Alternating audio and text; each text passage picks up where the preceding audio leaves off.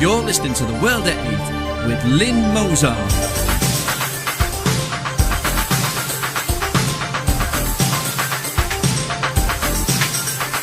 The World at 8, the number one in nationalist news. Highlights of the news today, Wednesday the 1st of May.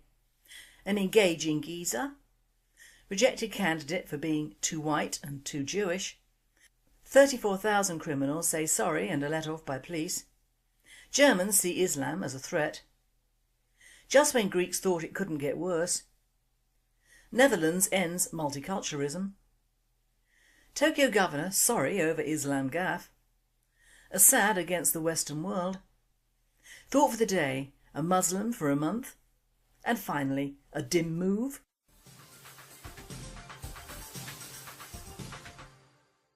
UK News. An engaging geezer. Conservative London Mayor Boris Johnson thinks Nigel Farage is a rather engaging geezer in his criticism of Cabinet Minister without portfolio Kenneth Clarke's ill-advised insults targeting UKIP.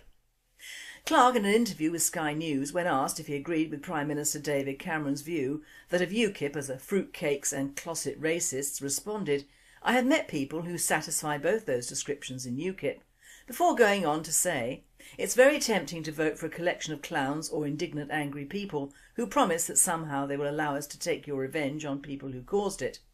Johnson was joined by Conservative backbencher Nadine Dorries, who criticised Clarke's comments when she tweeted, "I suppose Ken Clarke's strategy of being rude to and insulting Tories about to vote UKIP means we don't want them back for general election."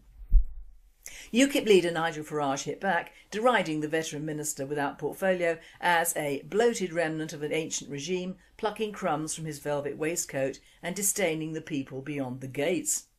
"They are concerned because we have 1 million youngsters unemployed, we have wages being driven down, and I'm afraid a crime wave in London being caused by Romanians already. There's nothing in UKIP that is racist in any way at all, and Ken Clarke knows it." World at 8. Bullshit, in the strongest terms. UKIP claims they're un-racist, well into today's PC crap that may be true, but they still mention Romanians by name. If the BNP did that, we'd be classed as yet again racist. UKIP are anti-British and anti-European, and I don't mean anti-EU. UKIP don't after all these years have a stated immigration policy. They talk of 1 million youngsters unemployed and have no policy for rebuilding British industry and creating jobs. But they claim they will reduce the red tape and strengthen small business. They do, however, have a food, farming and countryside policy that supports GM food, a supermarket ombudsman and a reversal of the fox hunting ban. Rejected candidate for being too white and too Jewish. The Labour Party is embroiled in a race row after a prospective female councillor, Elena Cohen, was allegedly told by Labour councillor Mahmoud Hussain that he would not support her application for an inner city ward because "my Muslim members don't want you because you are too Jewish and too white to be considered." Instead, members were presented with one candidate, black South African Hendrida Quinnen, who was selected by an almost unanimous vote. World at 8 states. And who do Labour accuse of being fascists? 34,000 criminals say sorry and are let off by the police. Community resolution allows offenders to avoid criminal record. Increasingly used to tackle violent attacks such as stalking and hate crime, 1 in 8 violent crimes resolved outside court in some areas of the UK. Tens of thousands of violent thugs are escaping a criminal record simply by saying sorry to the victim. Almost 34,000 violent criminals, including some who've carried out knife crimes, sexual assaults and serious assaults, were dealt with using community resolutions last year. They avoid a criminal record because they don't have to go to court, nor do they receive a police caution, which also appears in police records. Last year, 33,673 violent crimes were dealt with under the scheme. That is a 15-fold increase in 4 years. That total includes 10,160 serious violent attacks, including grievous bodily harm and other assaults in which victims suffered injury.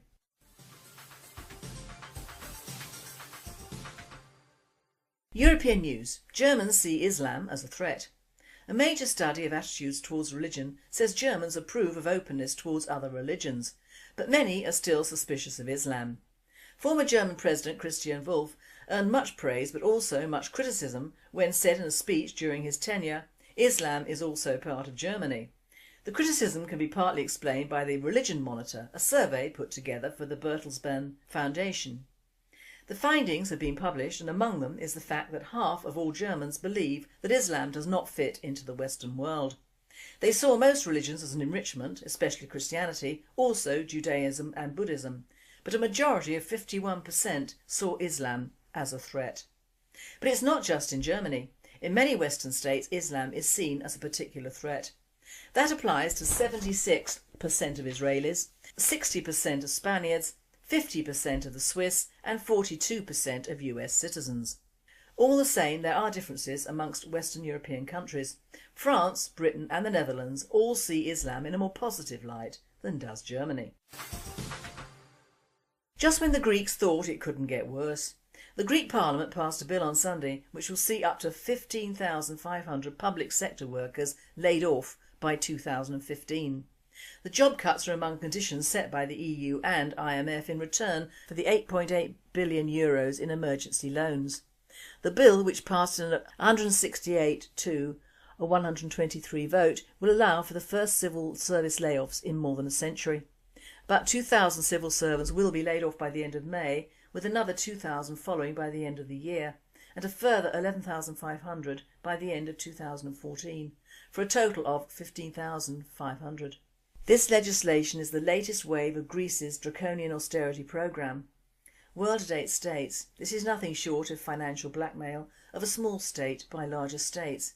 I don't envy the Greek people at all, and other nations should be very wary of the fatherland of the EU.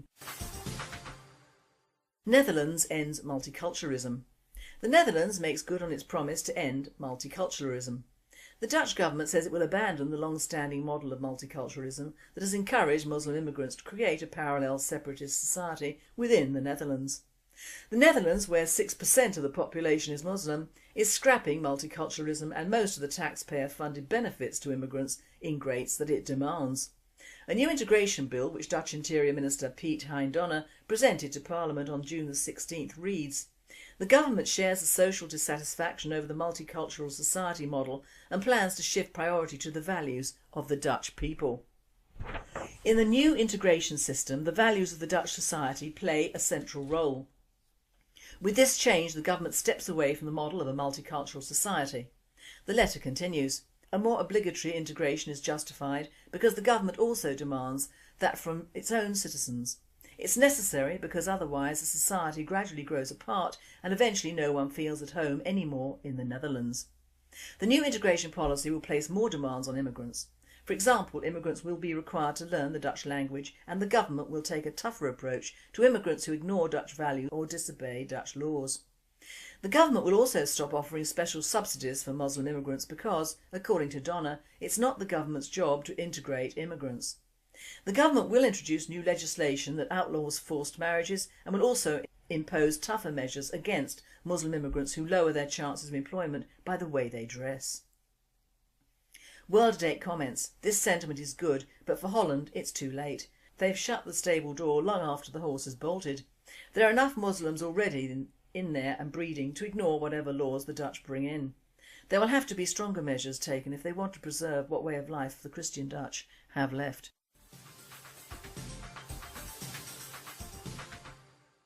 World news: Tokyo governor sorry over Islam gaffe. The governor of Tokyo apologised to the Muslim world Tuesday after saying Islamic countries have nothing in common but Allah and fighting with each other. Naoki Inoue, whose city is bidding for the 2020 Olympic Games, was forced into the climb down after telling the New York Times that Islamic nations are belligerent and overly hierarchical.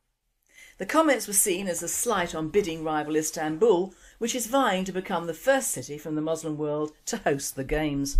But on Tuesday, a chastened Inoue appeared before television cameras to say sorry. "There were remarks that can lead to misunderstandings among Islamic people," he told reporters, "so now I clearly apologise. If there are remarks that can be misunderstood, it is the inadequacy of my expression. I said people are fighting in some Islamic countries, but I think it was inappropriate. I want to correct it." Inouye's comments come as Japanese Prime Minister Shinzo Abe is set to arrive in Saudi Arabia on the first stop of a swing through the Middle East that will also include Turkey. Tokyo's bid office had already moved to neutralise the impact of the gaffe, amid fears it may fall foul of International Olympic Committee rules prohibiting criticism of other bid cities. Tokyo 2020 fully respects and adheres to the IOC guidelines for the candidate cities. Unlike many other developed countries, largely mono-ethnic Japan does not have a significant Muslim population, and there is little emphasis in the educational curriculum on cultural sensitivity. World says, "Cultural sensitivity my behind. Islam knows nothing of and has no respect for the sensitivities of other cultures. Now even the Japanese are being forced to respect Muslim sensitivities. The old saying, bullshit walks and money talks, comes to mind, except that Mayor Inose wasn't talking bullshit in New York, just in Tokyo where money spoke louder than truth. What he said was, in essence, correct." Assad against the Western world. Georges Clemenceau, French Prime Minister during World War I, said, "War is too important to be left to the generals." Chief of the British Defence Staff, General Sir David Richards, who is standing down in July, told senior military officials that any move against Syria under the pretext of chemical weapons use by the government forces would have to be carried out on a huge scale, which is not advisable, the Sunday Times reported. The general also argued that imposing a no-fly zone like the one in Bosnia in 1993 would not be effective because of Syria's air defences. Even to set up a humanitarian safe area would be a major military operation without the cooperation of the Syrians. In Syria we have to be prepared to go to war, he warned. Richards also said that Cameron needs to be extremely cautious and decide whether it's sensible to intervene in Syria, even if its government forces did use chemical attacks on anti-government militants. His warning follows Cameron's comments on Friday that raised fears of another Iraq-style scenario in Syria. While confirming they do not have adequate evidence that shows Syrian government forces used chemical weapons against terrorists, Cameron accused Damascus of using such weapons and of war crimes. US officials declared on Thursday that the Syrian government probably had used chemical weapons twice in March, newly provocative acts in the civil war that has killed more than 70,000 people and displaced hundreds of thousands more. Last week Tuesday, top IDF analyst Brigadier General I.T. Brunn told an audience at the security conference in Tel Aviv that the army was quite certain that President Bashar al-Assad deployed chemical weapons against rebel forces in Syria on March the 19th. World asks, "Are you frightened yet? If not, just go to this report on Radio Britain Online and read the highlights of just one of the day's news reports from a Google alert on Syria. If you're not frightened yet, you should be. This is one Muslim pie we should keep our fingers out of, except maybe to give Assad the same help we're giving these democratic rebels who are killing their own people."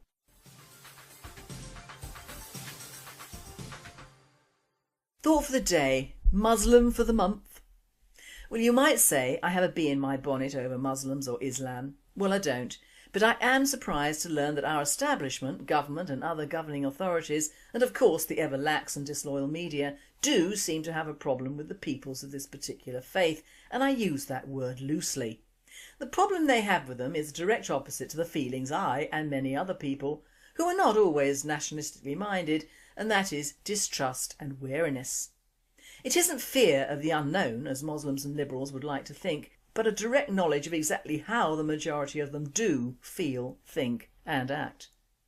Now, having gained access to the reading material in Lower Bogland, as I shall call it, Refer Monday, I came across another Brahma for my listeners, who I know are busy electioneering prior to the big day tomorrow. Under the heading of A Life Less Ordinary and The Faith Dealer, we have Ben Bowler, who has jumped very cleverly into the lovey and multi-faith mould, out of which he gains lots of friends, contacts, holidays and money, and of course a write-up in the Digest. What a clever fellow. He's from down under, which could account for his reverse thinking. Did I say that? Oh, naughty, naughty me. For all our listeners in the Antipodes, sorry mate. He is a charismatic Irish-Australian entrepreneur, raised a Catholic, and has created a unique series of spiritual travel programmes.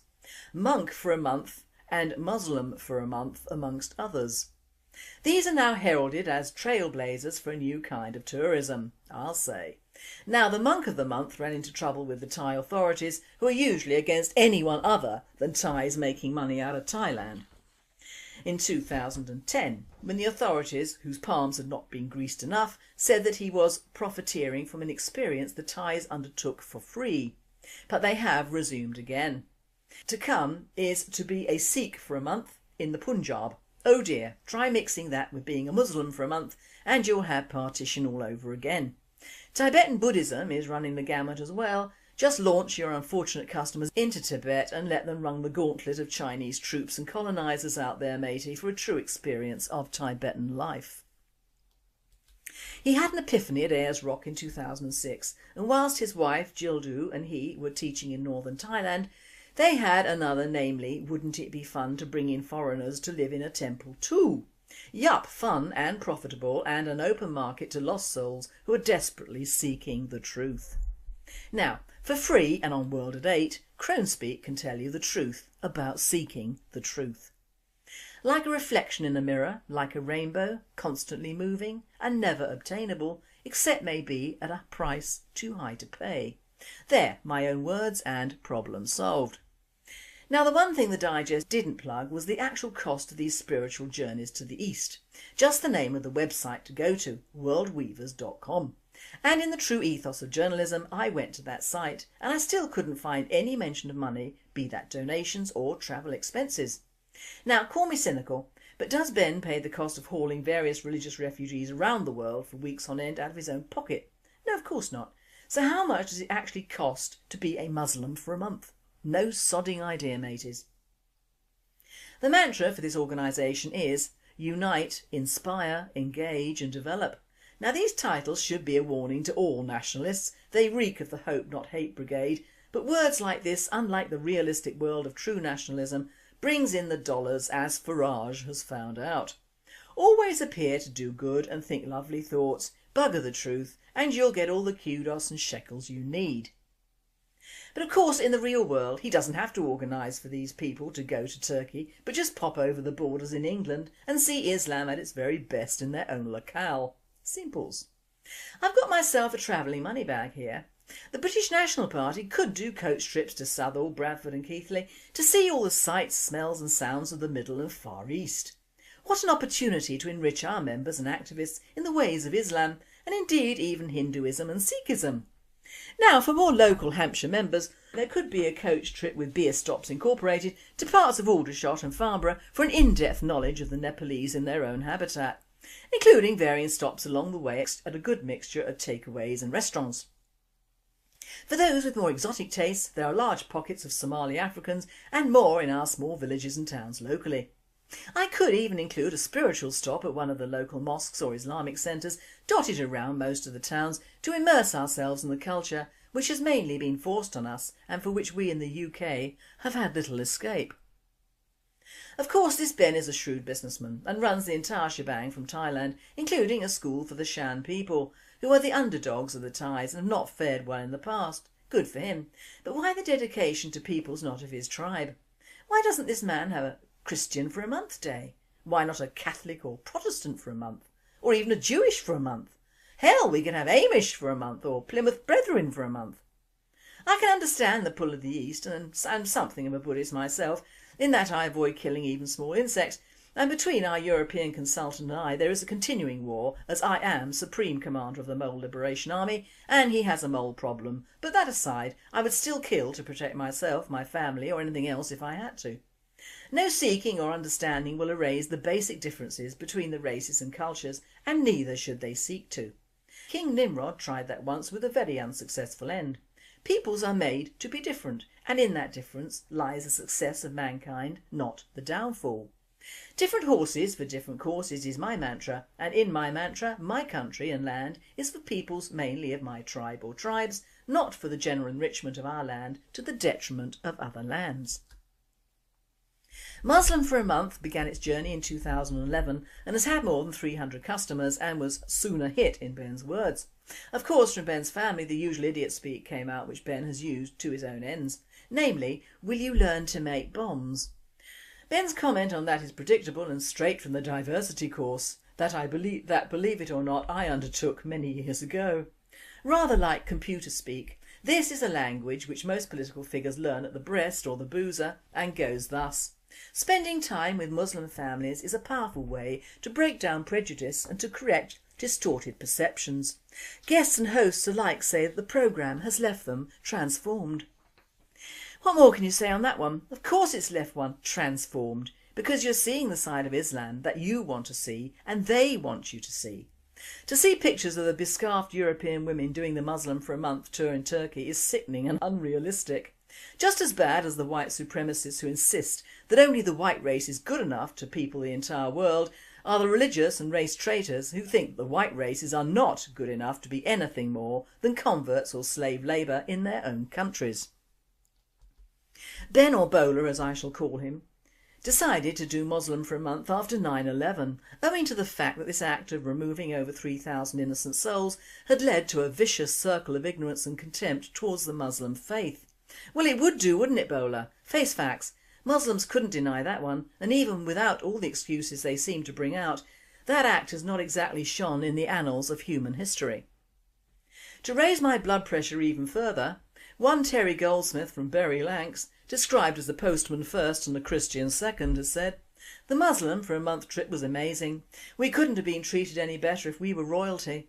I learnt that charity is a pillar of Islam, but that is ignored by the British press. Sharia law isn't about cutting people's hands off, it's about family matters, such as inheritances that need to be settled in court." Another well-meaning female came out with the fact that they'd gone to a henna night for just women, and she then compared these women to our drunken girls, which really is no comparison at all, and she would rather be there than shaking her booty in public. Well, I'm with her there, but then again I'm of an age when shaking my booty in public would be downright indecent and not a pretty sight, but also it doesn't make me want to rush off to the local mosque and convert.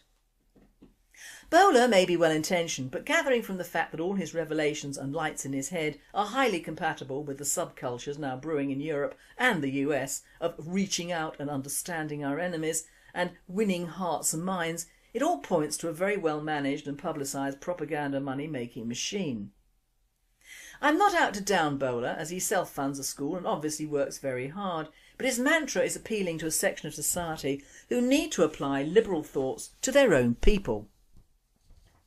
I would take a bet that most, if not all, his customers wouldn't break bread with a British National Party member or sympathiser. They'd be too bigoted to even listen to another point of view. These people appear to have open minds, but they haven't. They're just as bad as any person with a closed mind. It's just another end of the spectrum. Although Bowler's customers think they're all-encompassing and compassionate, what they are doing is fueling dangerous fires in promoting that the Muslims especially are free thinkers and accommodate other religions or cultures. They don't. So my message to the peoples who spend good money in travelling around Turkey to see how Islam works: you should really go to the Sudan, where Christian churches and Christian natives are regularly killed and tortured, when their young girls are sold into slavery. Go to Dubai, where all the Indian workers live worse than slaves in order to build the monstrosities there. Go to Egypt, where the Copts are living with increasing persecution. Go to Saudi, where little girls are raped in the name of Muhammad. Go view the site of the World Trade Center and tell me Islam is peaceful. Go see the slaves and young girl traffickers in the UK and see true misery. See the immense profits that only profit the Muslims in the drug trade. Go next door, if living in Lancashire, and see the groomed youngsters who are less than human to your Muslim charmers. Go round your own countries, if European, and really see what's going on under your noses with the recolonisation of your country and a changeover of your religion. I have done a tour of an Islamic centre in the UK, and they were charming and very polite, but underneath that is a soul of stone, because despite all the brainwashing, and unlike most religions apart from the old style Catholics, they want to convert and get more followers and money for Islam. People are power to Muslims. The more they get, the happier they are. Remember that tomorrow. Islam is like UKIP. All on the surface is happy, clappy and smiley. Underneath there is a dark star waiting to emerge in all its glory, and it will not be to your glory. Also remember that at least in the British National Party, whatever the media say about us, what you see is what you get. We aren't hypocrites or liars, but the truth always hurts, which is why so many politicians and business personas avoid the truth like the plague. The question is, will you? And finally, a dim move But by whom?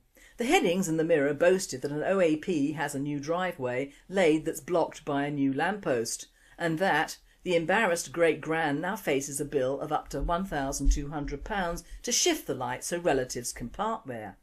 They also glowingly praise Hampshire Council, who said, "We will coordinate the work to provide a dropped curve and move the lamp to keep costs to a minimum."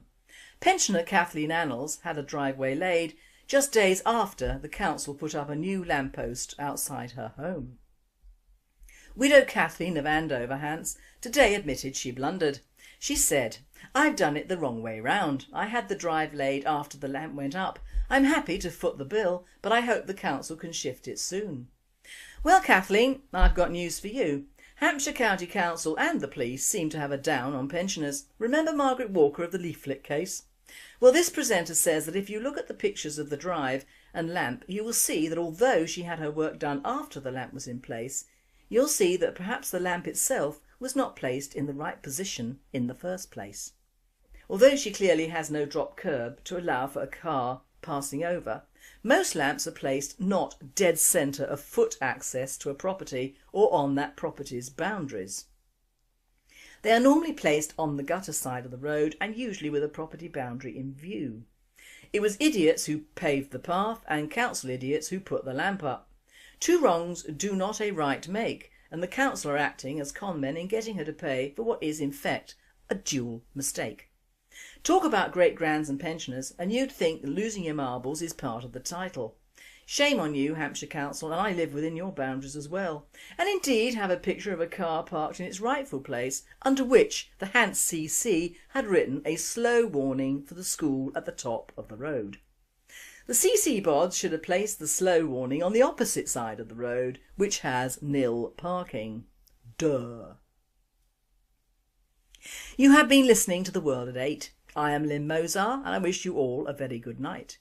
Good luck tomorrow to us nationalists, and remember our chairman's words. Vote British National Party.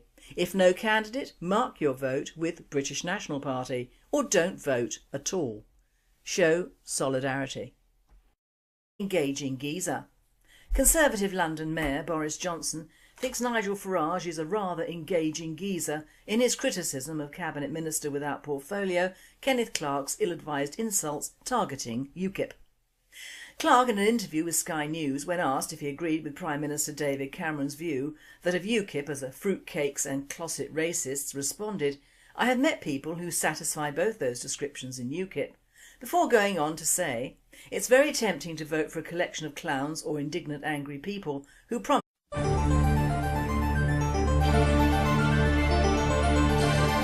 You're listening to The World at 8 with Lynne Mozart.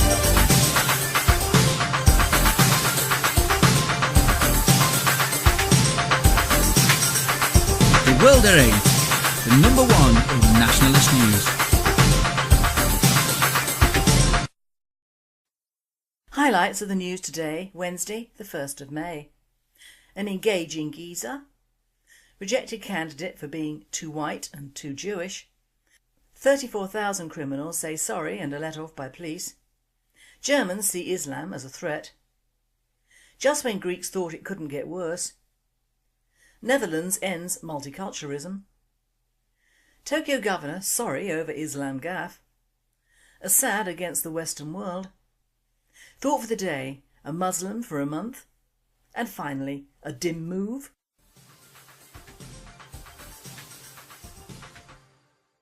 UK News. An promise that somehow they will allow us to take your revenge on people who caused it. Johnson was joined by Conservative backbencher Nadine Dorries, who criticised Clarke's comments when she tweeted, "I suppose Ken Clarke's strategy of being rude to and insulting Tories about to vote UKIP means we don't want them back for general election." UKIP leader Nigel Farage hit back, deriding the veteran minister without portfolio as a bloated remnant of an ancient regime, plucking crumbs from his velvet waistcoat and disdaining the people beyond the gates. They are concerned because we have 1 million youngsters unemployed, we have wages being driven down, and I'm afraid a crime wave in London being caused by Romanians already. There's nothing in UKIP that is racist in any way at all, and Ken Clarke knows it. World at 8. Bullshit, in the strongest terms. UKIP claims they're un-racist, well into today's PC crap. That may be true, but they still mention Romanians by name. If the BNP did that, we'd be classed as yet again racist. UKIP are anti-British and anti-European, and I don't mean anti-EU.